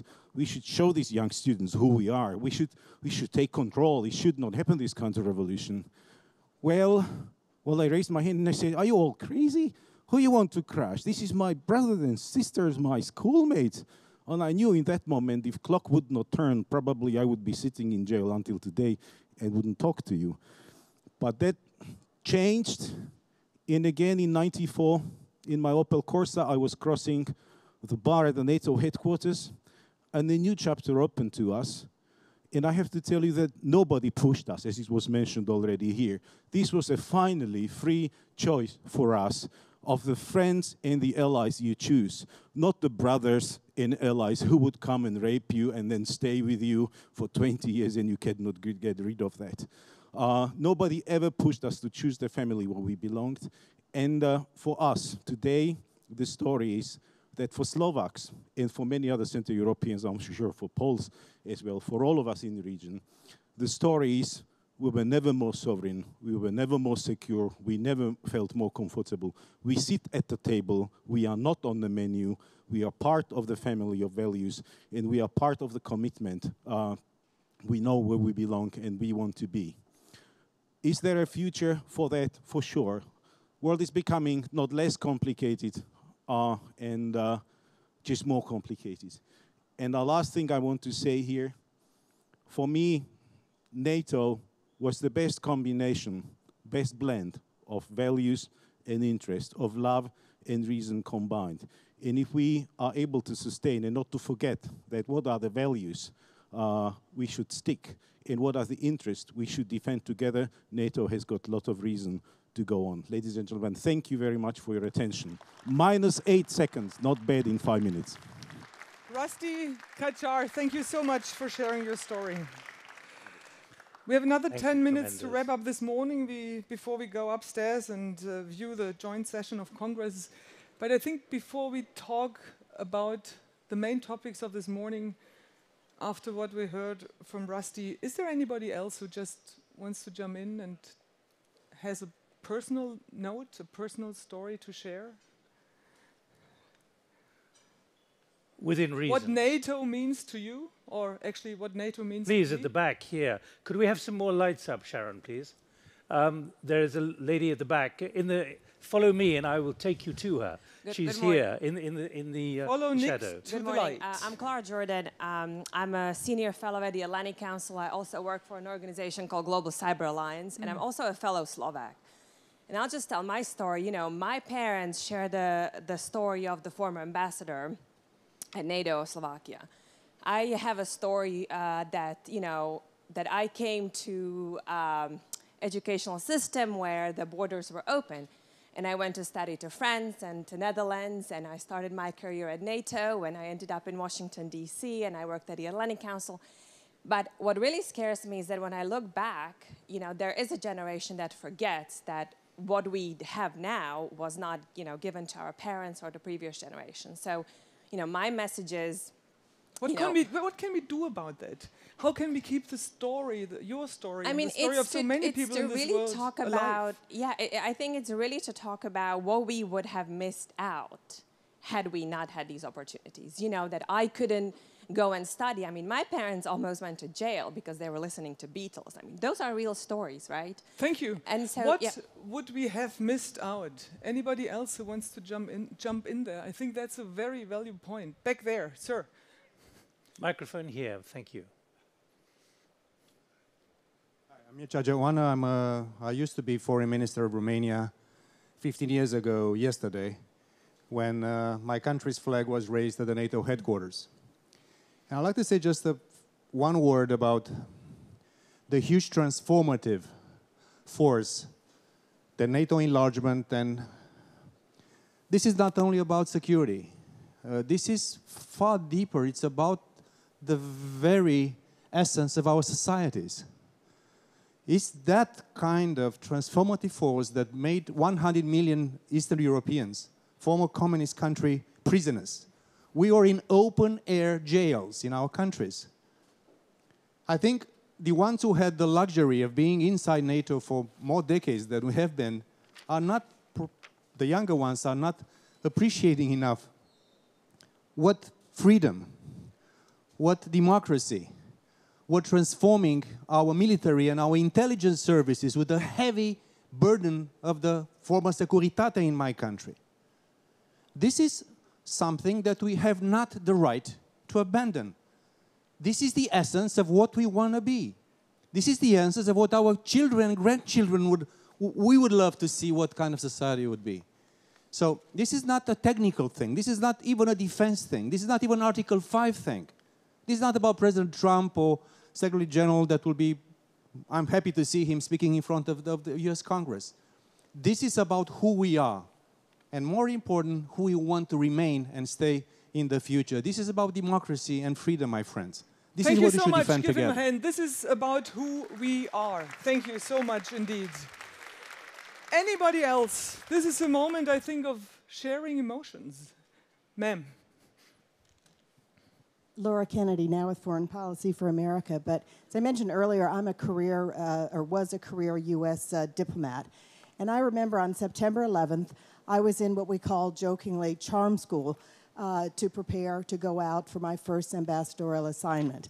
So we had the screens on, saw the planes hit in New York. There were reports that the State Department had been hit. My family was frantically calling me. Much of my family is from New York, so we had that trauma. And then it will never, ever leave me the fact that NATO came, to the U.S. defense immediately for this transformative, sadly, effect for the U.S. Then when I went out to my first ambassadorship in Turkmenistan, which is a neutral state, but obviously bordering Afghanistan, NATO reps were calling me constantly in terms of what can we do to get supplies into Afghanistan and so on. So I will never, as an American, forget what NATO did for the United States in its time of need. So thank you, NATO. Thank and you happy very, birthday. very much. It's not about the Eastern European countries, it's also about this very country. Thank you. Nick, hard cut, what is the main thing you take away from this morning? I'm just going to give you 3 or 4 personal reflections. I was very struck by what Rose Gottemoeller said about NATO not engaging in an arms race. The fact is that it's about defense and deterrence. But she then used a fascinating description of what it can be like behind closed doors in NATO. She says it's knockdown, drag-out fights at NATO headquarters, shouting matches as well. So that's indicative of what we don't see in the tensions that there are within the alliance. I was also very struck by the Turkish foreign minister when pushed that Turkey does not know what US policy is in Syria. He also made it very clear that Turkey can buy any system, including the S-400. That's a bilateral issue. Thirdly, I was very struck in the technology discussion about how far behind NATO is on this, and we heard that from the commander from Transformation. But he said very clearly, what I need to do is get rid of all my staff officers, or a good number of them. What I need to do is recruit the next generation, like my grandchildren, because they are the people who will understand the kind of adversary we're up against. And I was very struck again in the last session by the fact that it's clear that technology and the technologists are driving procurement as opposed to the defense needs and defense demands. And that's an inversion. That's a somersaulting of the normal assumptions. But everything we've heard this morning so far, and we're only halfway through the day, has been about the speed and the enormity of change. And the question remains what we posed at 9:05. How rapidly can NATO adjust, both the nation states, but also NATO as an alliance? And that's what we're going to hear, I hope, from the Secretary General and others this afternoon after you return from your buffet lunch on the first floor. I think we have a couple of minutes. Here are sitting the youngsters. How do you lead NATO into the future, sir? You personally? Me personally. You're being appointed now. I mean, I think that Noel said in the technology panel is right. You have to give us the opportunities to lead, to address the problems directly. And, you know, if you give my generation the chance, you know, we have demonstrated that we have the ability to lead, and we just need that opportunity to lead in the future. Maybe you pass the mic on to the very eager. Anybody else? Young by passport or you don't young have by to have heart? a dark suit to qualify Yes, to please. speak here. Anyone can speak. Please. Next gen is especially important. Remember what we said right at the beginning. There are large numbers out there who are watching who are from the next generation. This is about the public out there and what they're taking away from NATO now. No. Hi, my name is Kara Hernandez. I'm kind of like a consultant. We've been working in Central America for the past couple of years. And I do think it's really interesting as NATO starts engaging with Latin America, starting with Colombia, how they can start engaging with other countries in that region because it's very similar threats. You know, we have to think about Russia and we have to think about North Korea and Iran. And I just think it will be very interesting to see how NATO continues those partnerships. Thank you. One more, lady. Don't apologize. I was just going to say 2 things. One, I think it's very important to remind my generation of the importance of the peacefulness of society that we live. I've never had any similar hardship to, for example, my dad growing up in Spain with Franco. And I can understand it rationally, but I will never really know what it was like. So I think it's very important to remind us. And then as youngsters, if you give us the opportunity to lead, as my colleague said, you have to recognize that many times our ideas are not narrowed down by experience. So sometimes things we may suggest may seem really out of the realm of possibility, but I think that's exactly what we bring to the table. We bring new ideas, different perspectives that are not narrowed down by our experiences and what may or may not be able to be possible, and that's the value of what we add. Thank you so much. Can I just keep the microphone one moment? Do you think your generation, you've got the microphone, you happen to be standing up, but there's a level of adversity which is looming, and there are a number of threats which are clearly on the agenda. which on balance the public either don't want to listen to or just don't want to know about. But whether it be Russia or China or cyber, there are levels of insecurity coming down the track, not in 50 years, but maybe 50 days, which your generation probably doesn't have an understanding of. There are many who say that where we are at the moment, it could be worse than the Cold War. But you don't remember the Cold War because you weren't around. Right, but you hadn't lived through a period that was similar to the Cold War before either, and you were able to adapt. Many people lived through the First World War and then to the Second, but many people grew up just with what the Second World War was. And I think it's an extraordinary adaptation of society that we were able to overcome these issues, and specifically in the case of the United States, for example, overcome the Cold War, not cause massive nuclear warfare, and then come out on top and lead the world in the way that it has. So I think it comes down to opportunities and to giving the right people the right opportunities and letting us fail sometimes and make some mistakes. Thank you. Thank you very much indeed. It's always the biggest challenge, isn't it? Now let's go upstairs for the live viewing of the joint session of Congress together. And we have to be back sharp. And please come back on time. Yes, before 1 o'clock. Thank you very much.